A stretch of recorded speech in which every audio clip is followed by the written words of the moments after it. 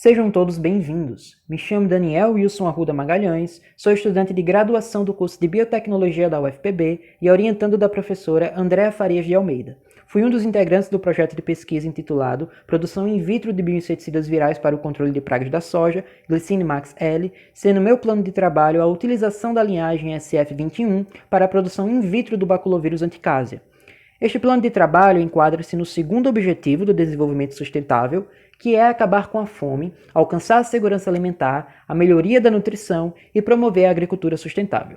O cultivo da soja é muito importante para a humanidade, uma vez que desta planta é obtido proteínas e óleos vegetais suficientes para suprir metade de toda a demanda mundial por estas biomoléculas. O Brasil é um dos maiores produtores de soja do mundo. Contudo, cerca de 60% da nossa produção encontra-se ameaçada por pragas. Atualmente, são utilizados corpos de oclusão do baculovírus anticásia gematalis múltiple núcleo poliedrovírus, cuja sigla é AGMNPV, como bioinseticida para o controle biológico da anticásia gematalis hubner, uma espécie de lepidóptero, cuja larva é a principal praga desfolhante das plantações de soja da América Latina. Esse bioinseticida é ecologicamente favorável, vista a especificidade dos baculovírus para com seus insetos hospedeiros, de forma que eles não desempenham perigo para demais organismos, incluindo os seres humanos.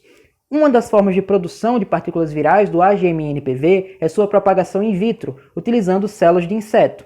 Esse método tem eficiência diretamente proporcional à escala do processo, o que o torna rentável em larga escala. Contudo, ainda não foram estabelecidas as condições ideais de produção. Nessa conjuntura, esse plano de trabalho teve como objetivo geral a produção in vitro de corpos de oclusão do AGMNPV, utilizando células do inseto Spodoptera frugiperda da linhagem SF21, que foram adaptadas ao cultivo em suspensão.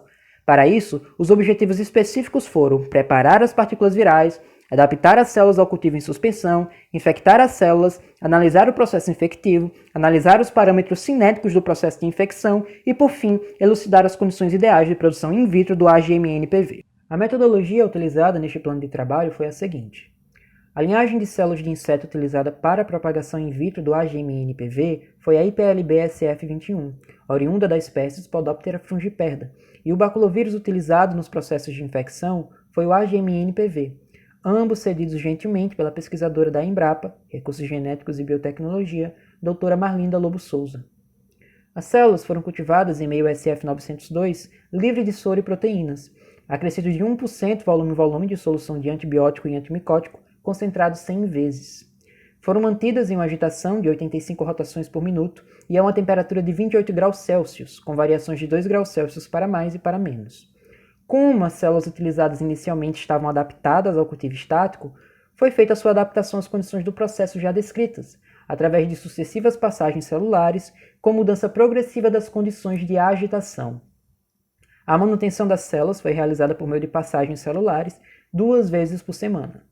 A morfologia, a concentração e a viabilidade celular foram acompanhadas através de microscopia óptica, fazendo-se uso de hemocitômetro, juntamente com a técnica de exclusão pela coloração com azul de trypan, para a identificação das células viáveis e não viáveis.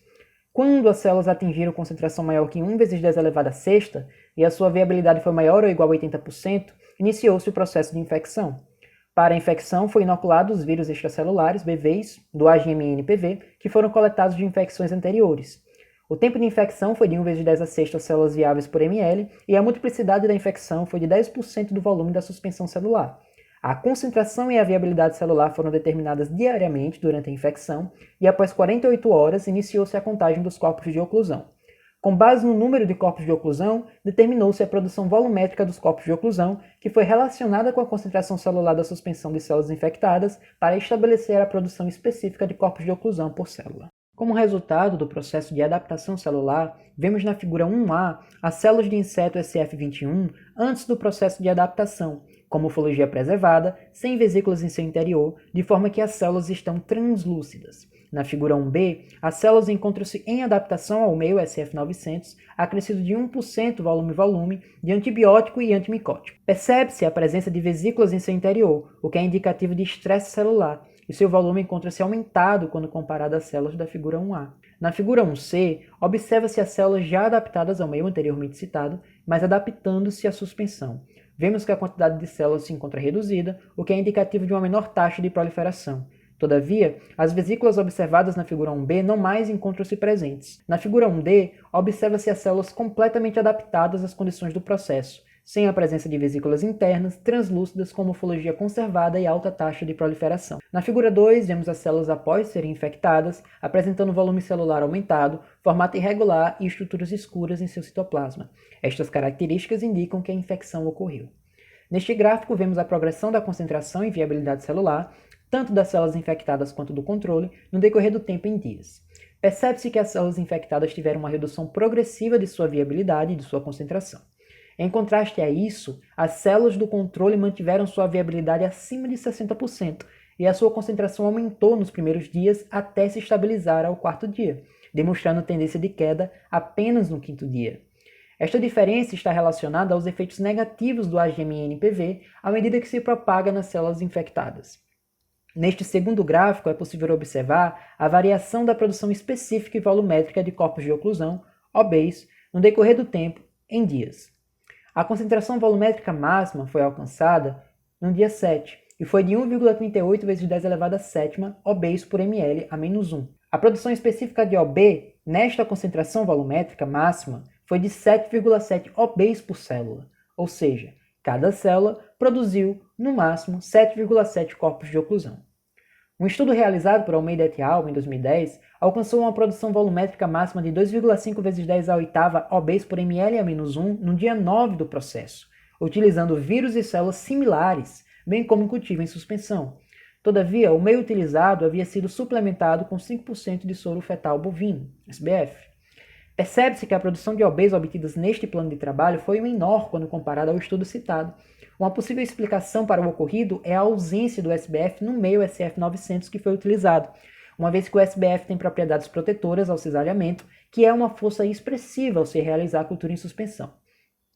Diante do exposto, a execução do plano de trabalho permitiu a produção de corpos de oclusão do AGMNPV. Todavia, esta produção foi inferior quando comparada à produção de outras metodologias. Tendo isso em vista, é necessário que haja modificações dos parâmetros do processo a fim de maximizar a produção de OBs. Além disso, não foi possível aplicar todos os protocolos previstos para o plano de trabalho devido a impedimentos derivados da pandemia do Covid-19 e ao tempo investido no processo de adaptação das células para a cultura em suspensão. Contudo, as contribuições deste plano de trabalho são relevantes para execuções de futuras pesquisas nesta área. Meus sinceros agradecimentos à Universidade Federal da Paraíba, ao Conselho Nacional de Desenvolvimento Científico e Tecnológico, à Pró-Reitoria de Pesquisa da UFPB, ao Laboratório de Engenharia de Bioprocessos e seus colaboradores e à Empresa Brasileira de Pesquisa Agropecuária.